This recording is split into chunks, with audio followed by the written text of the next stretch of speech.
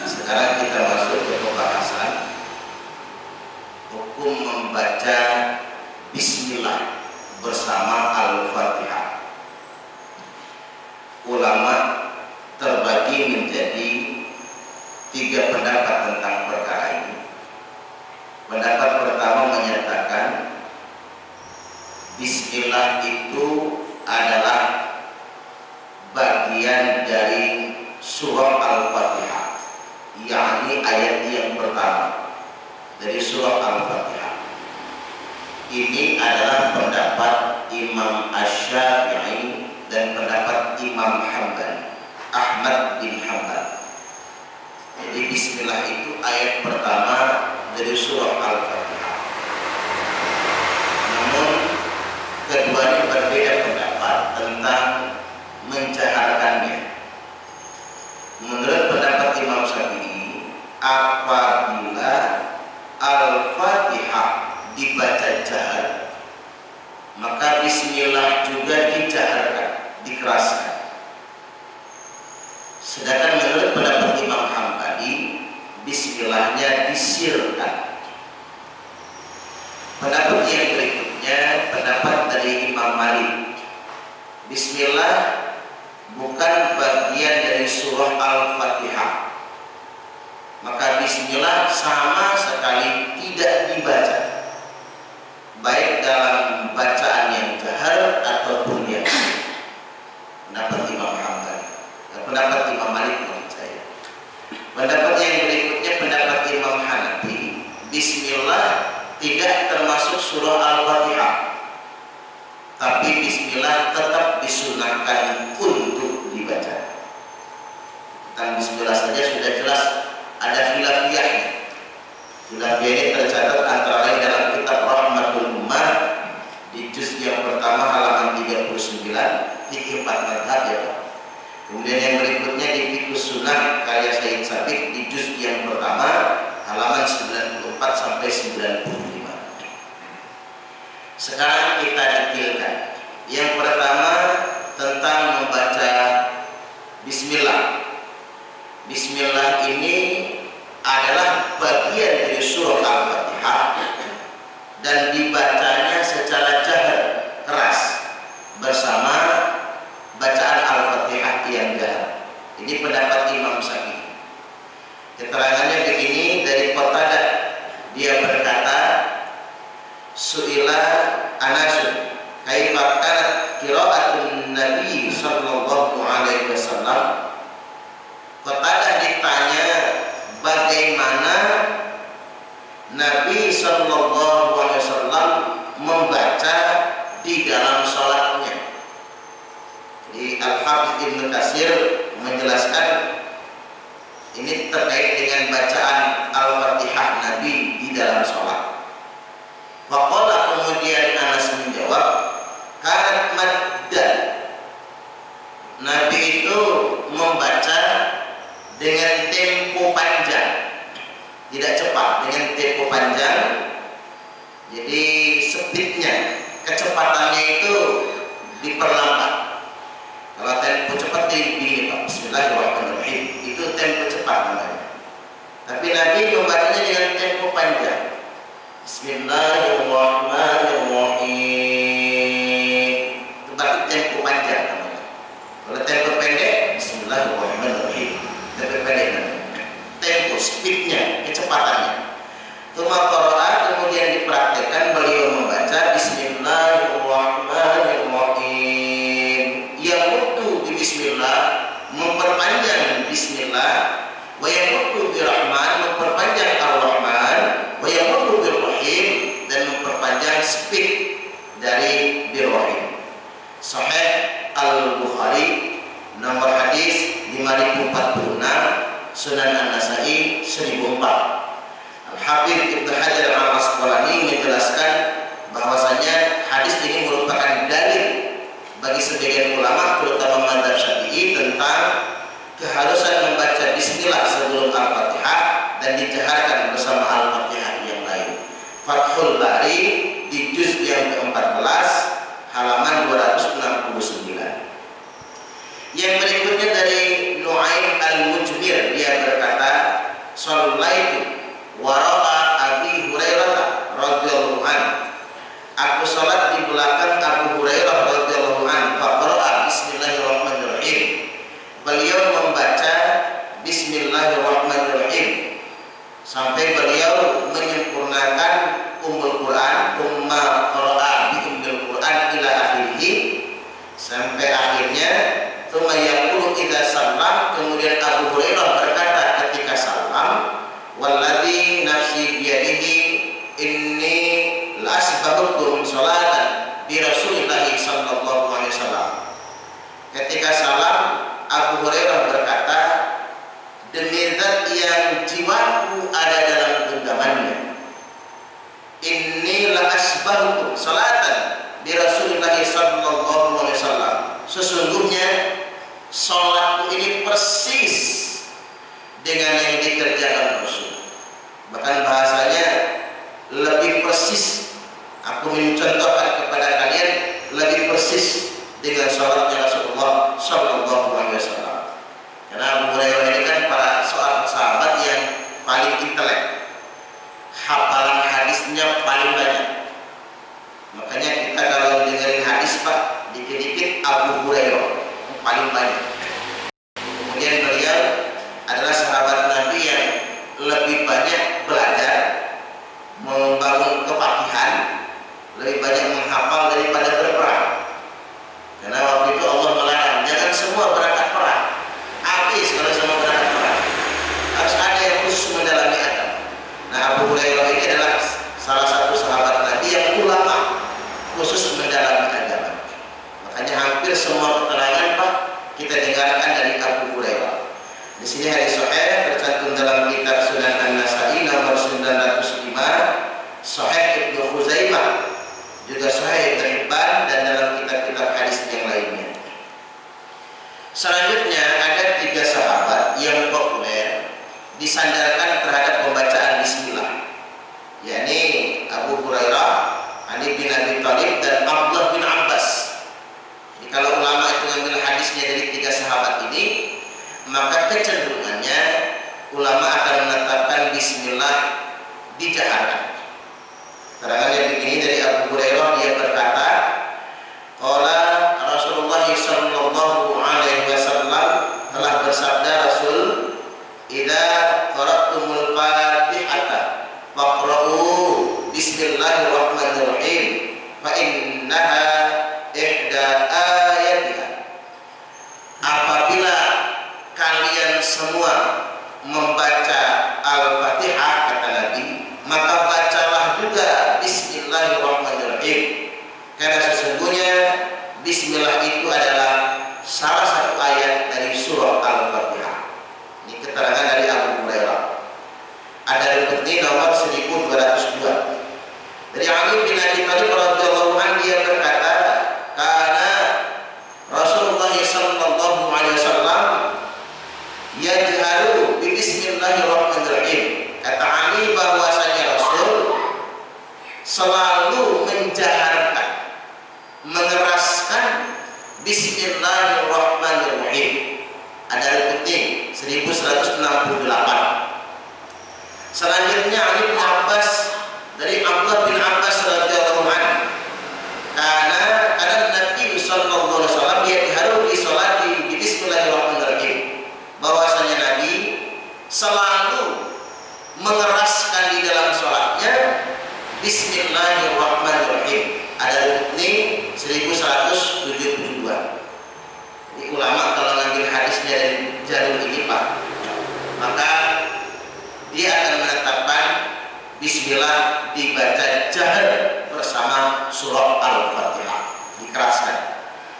Baik, dari Ummu Salamah. Ummu Salamah ini adalah salah satu istri Nabi, istri Nabi yang masih hidup ketika Imam Husain dibunuh tanggal 10 Asyura, 10 Muharram, di zaman pemerintahan Yazid bin Muawiyah. Kita Asyura Pak. Nah, kenangan pahit di tanggal 10 Muharram itu yakni terbunuhnya cucu Rasulullah, yang bunuh raja Islam juga, Khalifah Yazid bin Muawiyah. Ya sholat yang imamin sholat juga Yazid itu.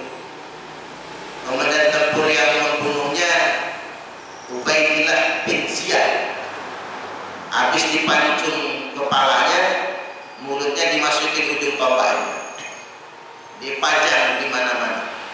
Kayak sering saya sampaikan, jangan terlalu percaya dengan politik, karena politik itu terlalu kejam. Cucu Nabi aja hanya gara-gara beda politik Pak dibantai kayak gitu. Jangan terlalu percaya. Itu sudah ada dalam catatan sejarah sedemikian rupa. Makanya kakak beradik aja bisa bunuh-bunuhan tuh hanya gara-gara kekuasaan politik. Dan tragisnya lagi, kepala cucu Nabi itu dipajang sepanjang jalan. Udah gak punya badan, palanya doang. Dan ada riwayat yang menyebutkan yang mengamankan kepala itu pendeta Nasrani, bukan orang Islam malahan. Diamankan kepalanya dengan cara yang bawa tentara, berapa peti emas disodorkan agar kepala itu mereka ambil. Pendeta itu sampai menangis, kalau Yesus punya anak, anaknya gak mungkin kami beginikan. Kalau Yesus punya kuda-kudanya pun kami muliakan. Sebab dia memuliakan kepala Imam Husain, maka beliau dapat hidayah kemudian masuk Islam. Subhanallah. Ini luar biasa lagi sejarah. Jadi kembali lagi bahwasanya Ummu Salamah adalah saksi hidup.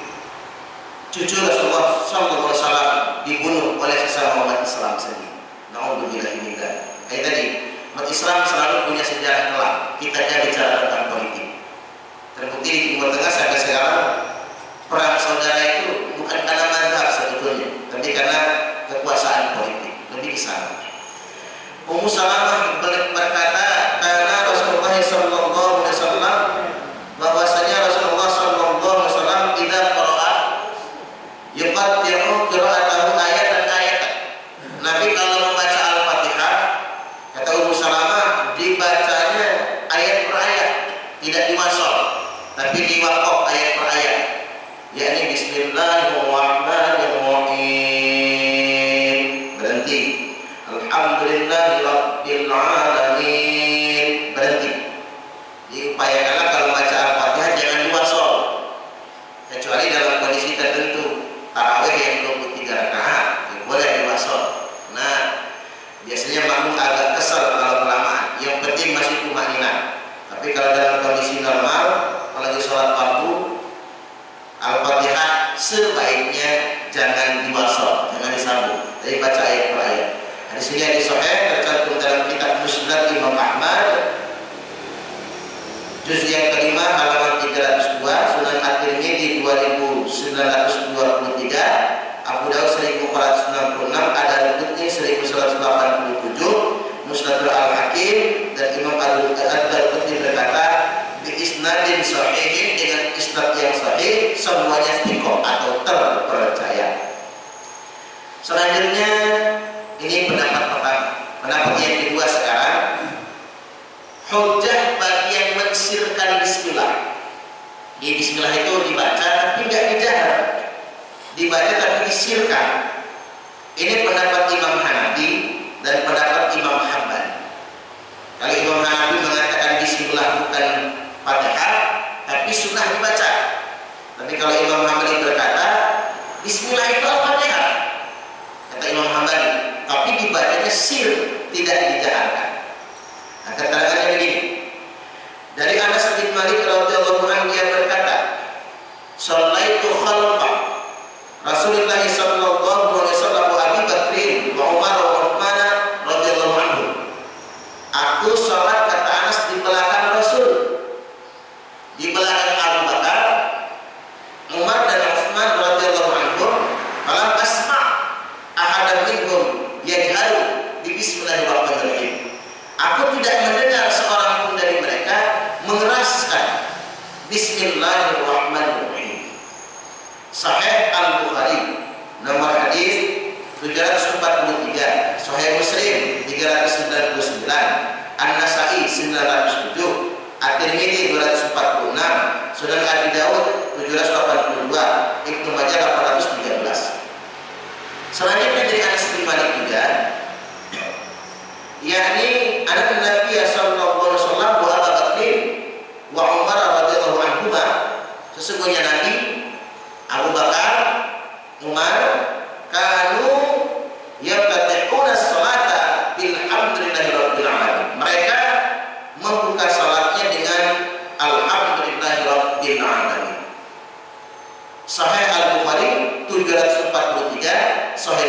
Muslim 399. Ini alasan bagi Imam Hambali, bismillah dibaca sir, tidak dijaharkan. Kemudian yang berikutnya pendapat ketiga, hujjah bagi yang tidak membaca bismillah sama sekali. Tidak membaca bismillah sama sekali. Jadi bismillah itu bukan dari surah Al-Fatihah. Ini pendapat Imam Malik saja. Jadi kalau Imam Malik itu sholat, Pak, orang-orang bermadzhab Maliki sholat langsung Allahu Akbar, itu nggak pakai iftitah lagi. Bagi madzhab Maliki tidak ada iftitah, langsung Alhamdulillahirabbil alamin Arrahmanir Rahim, langsung ya. Itu madzhab Maliki, tidak pakai iftitah, tidak pakai ta'awud, tidak pakai bismillah. Keterangannya sama dengan yang Imam Hambali sebetulnya. Keterangannya begini, dari Anas bin Malik radhiyallahu anhu, dia berkata, "Anan Nabiyya sallallahu alaihi wasallam wa Abu Bakr wa Umar radhiyallahu anhuma kana yaftihuna salata bil hamdillahi rabbil alamin." Bahwasanya Nabi, Abu Bakar dan Umar membuka salatnya dengan alhamdulillahi rabbil alamin, bukan dengan bismillah. Sahih Al-Bukhari nomor 343, Sahih Muslim 399. Selanjutnya dari Anas bin Malik, aku sholat di belakang Rasul, Abu Bakar, Umar dan Utsman, falam asma' ahadan minhum yaqra'u bismillahirrahmanirrahim. Saya tidak mendengar seorang pun dari mereka membaca bismillahirrahmanirrahim. Maka kata Imam Malik, tidak ada membaca bismillah. Sahih Muslim nomor 399 dengan taklid yang sama terhadap hadis yang sebelumnya. Atas perbedaan ini, Pak, kita bisa memilih pendapat. Ulama dahulu yang ngambil hadis riwayat dari Ali, Abu Hurairah, dan Abdullah bin Abbas menetapkan bismillah wajib dibaca dan dijaharkan. Yang mengambil pendapat dari Anas bin Malik dan Abdullah bin Mas'ud berkata bismillah disirkan. Nah, yang mengambil pendapat dari Muawiyah berkata tidak pakai bismillah sama sekali. Nah, ini khilafiyah. Cuman saya ingin ngasih jalan pilihan. Pilihannya begini, bismillah tetap dibaca. Yang bermadzhab Syafi'i silakan menjaharkan, yang bermadzhab Hambali silakan mensirkan, tapi tetap dibaca. Karena pendapat yang paling kuat, bismillah adalah bagian dari surah Al-Fatihah. Jadi keterangannya begini, Rasulullah SAW telah bersabda, hiya a'dhamu suratin fil Quran. Al-Fatihah itu adalah surat yang paling agung di dalam Al-Quran, kata Nabi. Qala, nama-nama Al-Fatihah itu adalah Alhamdulillahirabbil alamin. Jadi Alhamdulillahirabbil alamin itu adalah salah satu nama julukan Al-Fatihah.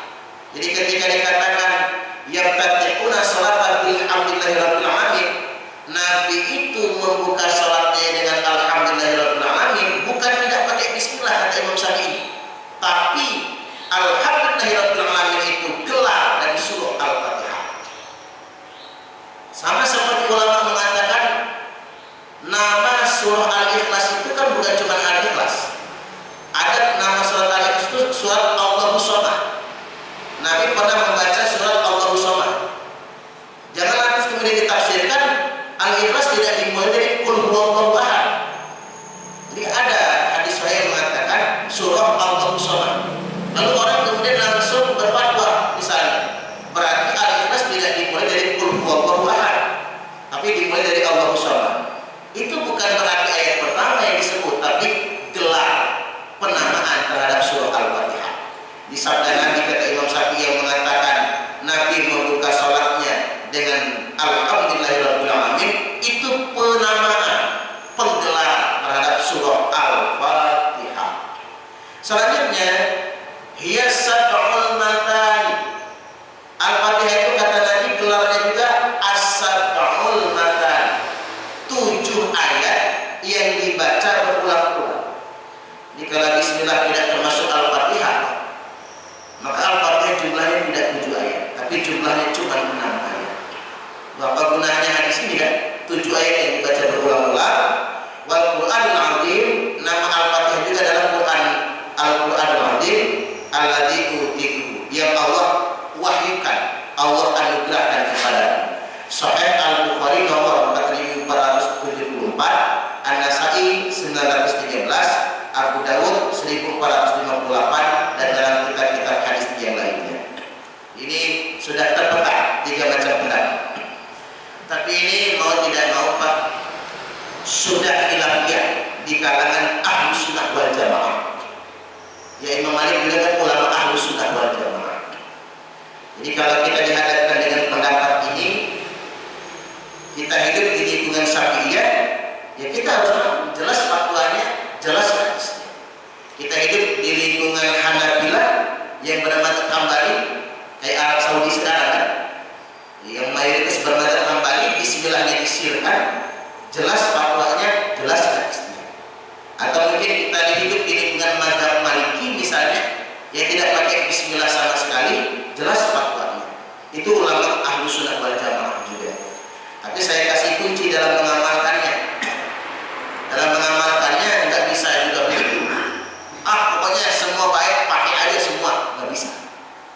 Kalau dalam mengamalkannya harus dipilih pendapat mayoritas. Jadi kalau ada perbedaan pendapat, fa'alaikum bisawalil ma'dhur katanya. Kalau ada perbedaan pendapat, Nabi udah ngajarin, ikuti yang mayoritas. Ini hukum ini Pak. Ulama ahli usul fikih sudah menetapkan yang sama, fikih usul fikih. Kalau terjadi khilafiyah, ikuti yang mayoritas. Memang terjadi sedemikian Pak. Contoh misalnya ada fatwa nikah tanpa wali sah, jangan dipakai di Indonesia, karena itu bisa sesat kalau di Indonesia. Indonesia bermadzhab Syafi'i yang mensyaratkan nikah harus pakai wali. Sampai sedemikian Pak. Terus itu ada yang mengatakan jilatan anjing tidak najis misalnya, nggak bisa dipakai di Indonesia, bisa disesatkan orang. Karena mazhab mayoritas di Indonesia adalah mazhab Syafi'i. Ini ada kuncinya. Kuncinya dalam tafsir Ibnu Katsir, tafsir Bil Ma'thur yang paling terkenal di Indonesia, paling banyak dipakai orang kalau di Indonesia.